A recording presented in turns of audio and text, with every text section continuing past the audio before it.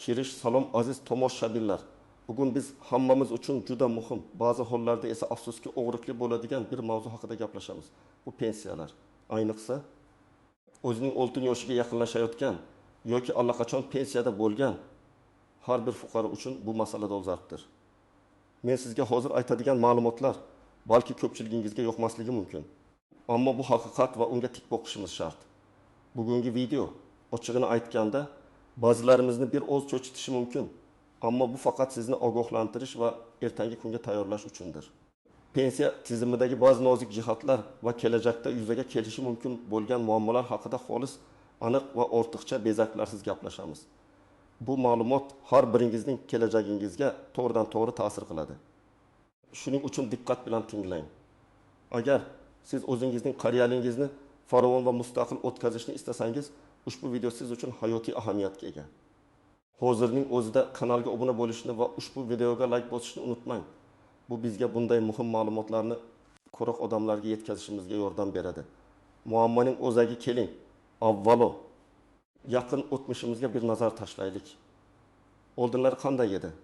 Ko'pchilik ota-onalarimiz, bobo-buvilarimiz uchun pensiya degan so'z barqarorlik. Davlatning g'amxo'rligi va uzoq yillik mehnatingiz uchun munosib mukofot bilan bog'liq edi. Sovet davrida pensiya tizimi nisbatan sodda va tushunarli edi. Agar siz ma'lum bir miqdorda ish stajiga ega bo'lsangiz, pensiya yoshiga yetganingizda avtomatik ravishda belgilangan miqdordagi pensiyani olishingiz kafolatlangan edi. Odamlar ko'pincha bitta korxonada 30-40 yil davomida tinimsiz ishlashgan va ularning kelajagi aniq edi. Pensiya miqdori ham aniq formulalar asosida hisoblanardi. Ko'pincha ish haqi o'zgarishlardan qat'iy nazar davlat hamma uchun minimal darajadagi ta'minotni kafolatlar edi. Pensiya ta'minoti deyarli bir xil bo'lib, odamlar ish stajiga erishish uchun tinimsiz mehnat qilishgan va bu ularning yagona umidi edi. Pensiya olish uchun boshqa variantlar, shaxsiy jamg'armalar yoki investitsiyalar haqida deyarli hech kim o'ylamas edi. Chunki davlatga bo'lgan ishonch juda yuqori edi va boshqa muqobil yo'llar mavjud emas edi. Bu ba'zi nuqtai nazardan ma'lum bir barqarorlik va ishonchni ta'minlagan. Ammo bugun nima o'zgardi? Mana shu savolning javobi bizni eng yomoniga tayyorlaning degan ogohlantirishga olib keladi. Biz bozor iqtisodiyoti sharoitida yashayapmiz. Sovet davridagi yopiq va markazlashgan tizim o'rniga hozirda juda murakkab, ko'p qirrali va dinamik tizim shakllangan. Inflyatsiya, ya'ni pulning qadrini yo'qotishi bugungi kunda pensiya tizimining eng katta dushmanlaridan biri. Sizning pensiyangiz son jihatdan o'sib borishi mumkin. Lekin uning xarid qobiliyati tobora kamayishi mumkin. Masalan, 2010 yilda 300 ming so'm pensiya bilan olinadigan mahsulotlar ro'yxati. Bugungi kunda 1 ming so'm pensiya bilan olinadigan mahsulotlar ro'yxatdan ancha kengroq bo'lishi mumkin. Bu shunchaki raqamlarning o'sishi emas, balki real turmush darajasining pasayishini anglatadi. Pensiya tizimiga bo'lgan bosim ham ortib bormoqda. Demografik o'zgarishlar, ya'ni aholining qarishi, pensiya yoshidagi odamlar sonining ishlayotganlar soniga nisbatan ko'payishi butun dunyoda pensiya tizimlari oldida turgan jiddiy muammo. Qancha kam odam soliq to'lasa va qancha ko'p odam pensiya olsa, shuncha tizimga bosim ortadi. Bu holatda davlat pensiya to'lovlarini oshirish uchun kurashadi, ammo barqarorlikni ta'minlash qiyinlashadi. Bundan tashqari, ish haqqi shaffofligining yo'qligi va norasmiy bandlik muammosi ham bor.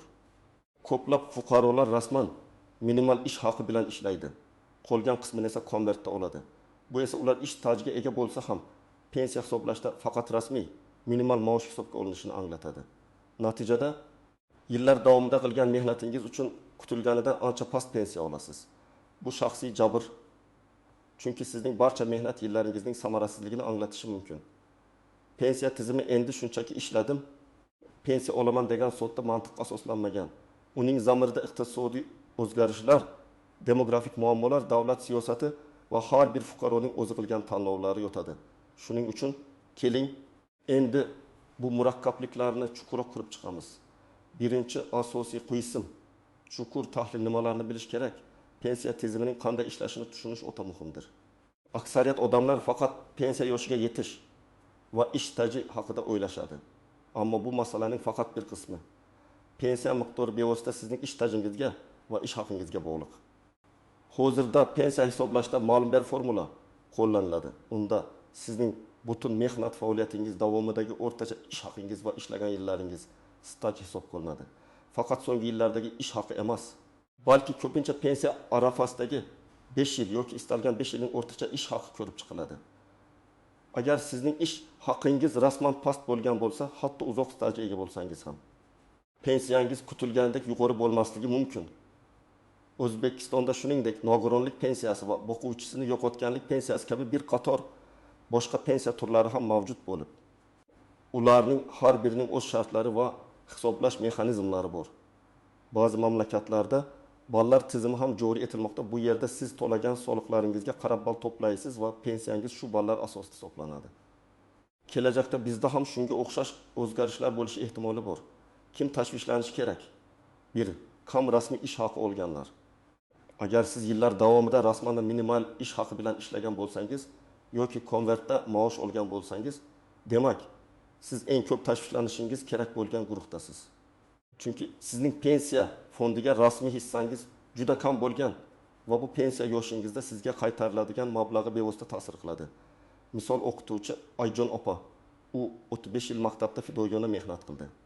Butun hayoti davomida vijdonan ishladi. Ammo o'qituvchilarning maoshlari rasman, ayniqsa erta yillarda yuqori emas edi.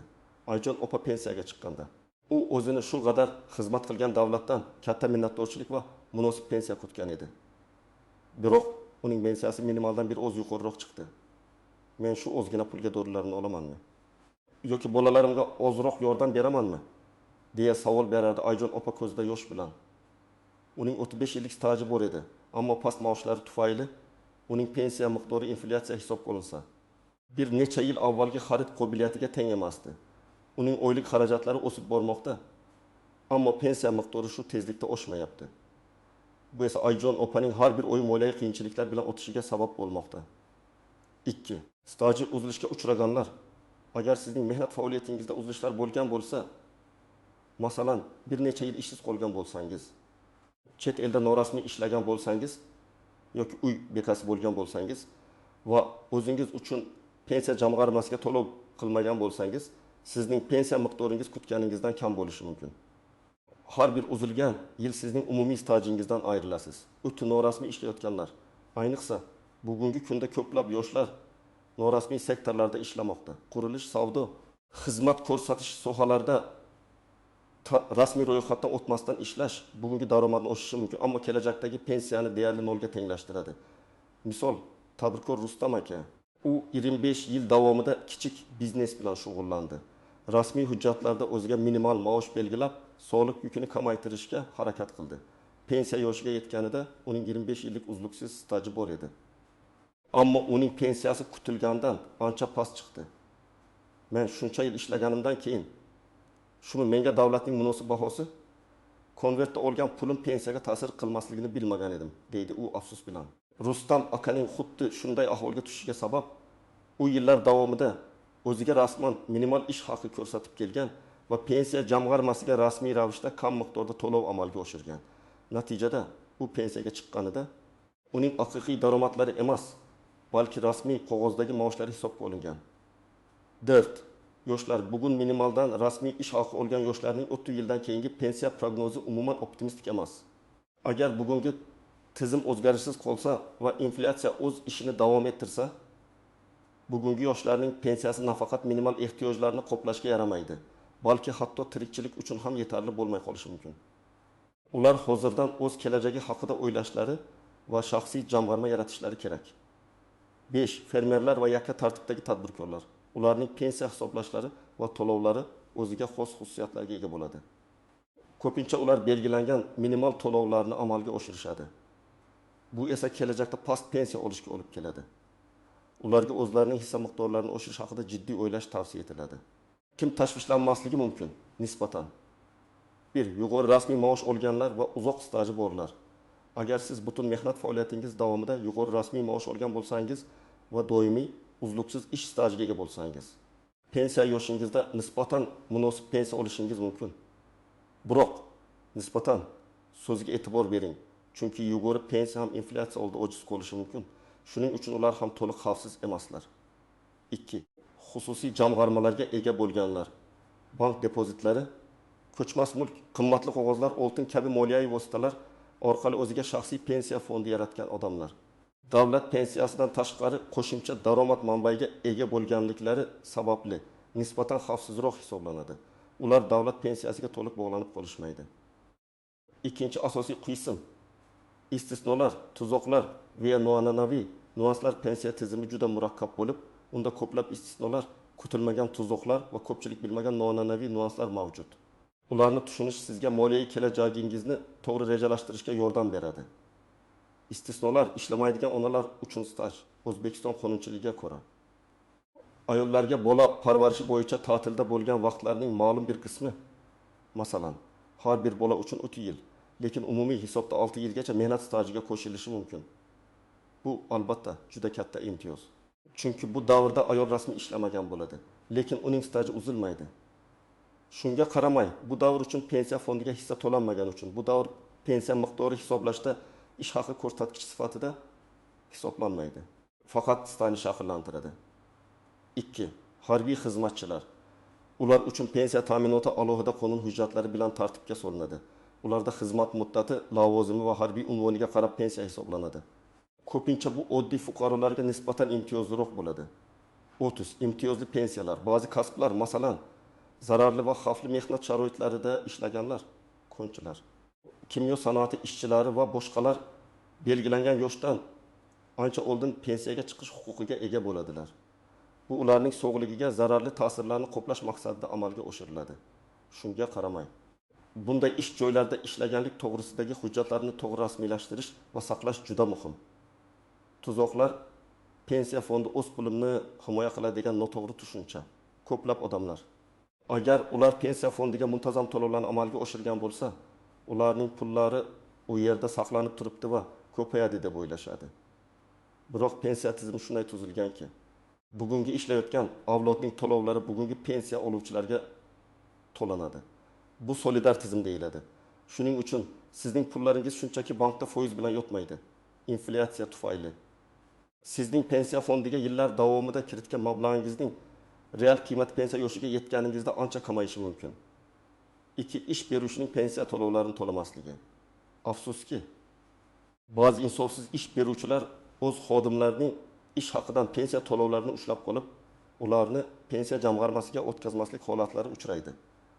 Xodim esa bu haqda bilmasdan ishi va staji to'g'ri hisoblanyapti deb o'ylaydi. Kelajakda pensiyaga chiqish vaqtida esa bu noxush vaziyat yuzaga chiqib, xodimning pensiyasi kamayishiga yoki hatto umuman stajining yo'qqa chiqishiga sabab bo'ladi. Bu holatda sizning mehnat daftarchangizga qayd etilgan staj hisobga olinmasligi mumkin, agar tegishli to'lovlar pensiya jamg'armasiga tushmagan bo'lsa. Shuning uchun ish haqi to'lov varaqchalaringizni saqlash va vaqti bilan pensiya jamg'armasidan o'zingizning hisobingiz holatini tekshirib turish juda muhim. O'tu, ish stajini tasdiqlovchi hujjatlardagi kamchiliklar, mehnat daftarchasidagi xatolar, yozuvlarning noto'g'ri kiritilishi, muhrlarning yo'qligi, arxiv hujjatlarining yo'q bo'lishi yoki ularga kirish imkoniyatining cheklanganligi pensiya hisoblashda katta muammolarni keltirib chiqaradi. Ko'plab odamlar pensiyaga chiqish arafasida o'z mehnat daftarchasidagi xatolar tufayli bir necha oy yoki hatto yillar davomida yugur qilishlariga to'g'ri keladi. 4. Chet elda ishlagan vaqtlarni hisobga olishdagi qiyinchiliklar. Agar siz chet elda ishlagan bo'lsangiz, bu davrni O'zbekistondagi pensiya stajiga qo'shish ancha murakkab jarayon bo'lishi mumkin. Buning uchun siz ishlagan davlat bilan O'zbekiston o'rtasida ijtimoiy ta'minot bo'yicha shartnomalar mavjud bo'lishi kerak. Aks holda bu staj hisobga olinmay qolishi mumkin. Noan'anaviy nüanslar 1. Qo'shimcha pensiya jamg'armalari. Davlat pensiyasidan tashqari ba'zi mamlakatlarda xususiy pensiya jamg'armalari yoki korporativ pensiya rejalariga ishtirok etish imkoniyatlari mavjud.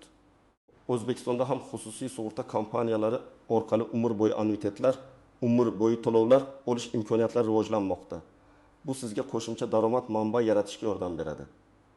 2. Meros qoldirish imkoniyati. Davlat pensiyasi meros qoldirilmaydi. Agar pensiya oluvchi vafot etsa, pensiya to'lovi to'xtaydi. Biroq shaxsiy jamg'armalaringiz, bank depozitlari, ko'chmas mulk va boshqa moliyaviy aktivlar meros qoldirilishi mumkin. Bu pensiya yoshida o'z moliyaviy rejangizni tuzishda muhim jihatdir. pensiya yoshidan keyin ham ishlashning afzalliklari, agar siz pensiya yoshiga yetganingizdan keyin ham ishlashni davom ettirsangiz, siz nafaqat qo'shimcha daromad topasiz, balki ba'zi hollarda pensiya miqdoringizni ham oshirishingiz mumkin. Ba'zi mamlakatlarda pensiyaga chiqishni kechiktirish uchun rag'batlantiruvchi bonuslar tizimi mavjud. Bu sizning ijtimoiy faolligingizni saqlab qolishga va ruhiy tetiklikni oshirishga ham yordam beradi. 4. Pensiya tizimining kelajakdagi ehtimoliy islohotlari. Pensiya tizimlari doimiy ravishda o'zgarib turadi. Demografik va iqtisodiy vaziyatlarga qarab pensiya yoshi oshirilishi, hisoblash formalari o'zgarishi yoki ballar tizimga o'tilishi mumkin. Shuning uchun doimiy ravishda yangiliklarni kuzatib borish va unga moslashish muhim. Amaliy maslahatlar, aziz do'stlar, eng yomoniga tayyorlaning degan ogohlantirish shunchaki qo'rqitish uchun emas, balki sizni harakatga undash uchundir. Mana, siz hozirdan boshlab qilishingiz kerak bo'lgan aniq qadamlar va amaliy maslahatlar. 1. Hujjatlaringizni tekshirish. Bu birinchi va eng muhim qadam. Mehnat daftarchangizni qo'lingizga oling va uni dad bilan o'rganib chiqing. Har bir ish joyi to'g'ri yozilganmi? Kirish va chiqish sanalari aniq ko'rsatilganmi?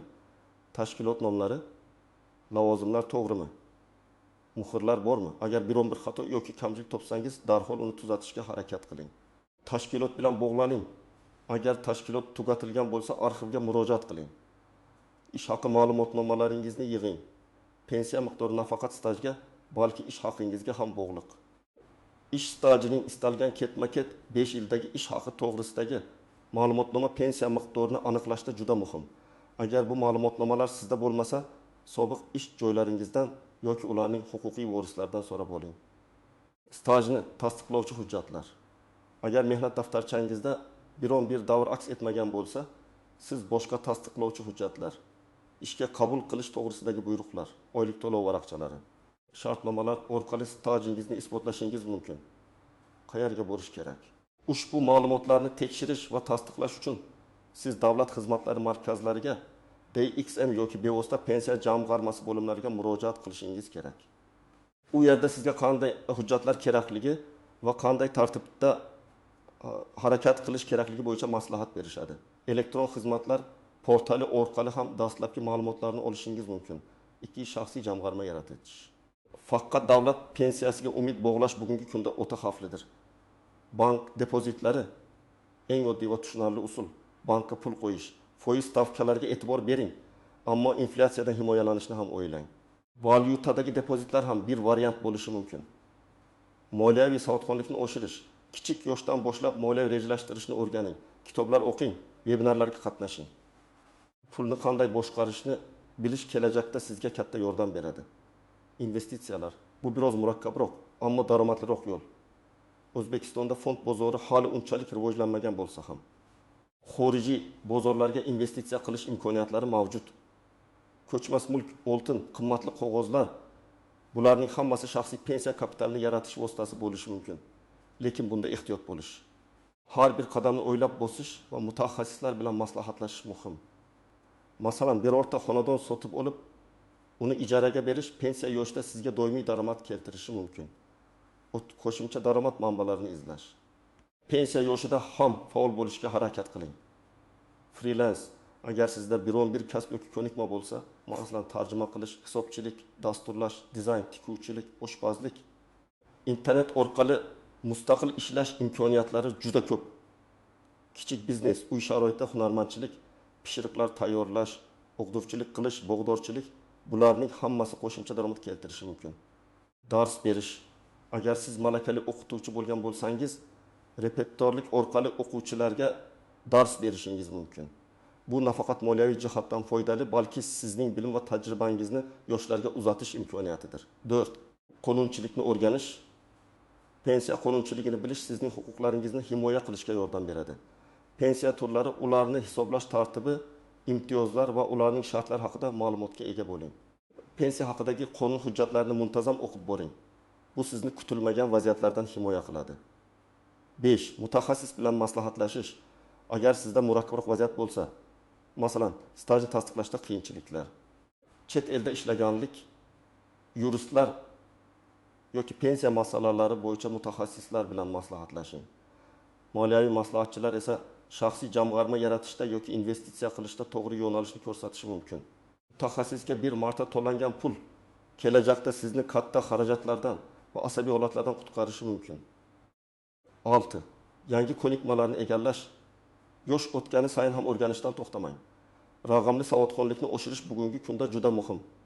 Kompyuter va smartfondan foydalanishni, internet orqali kerakli ma'lumotlarni qidirishni, bank ilovalaridan foydalanishni o'rganing.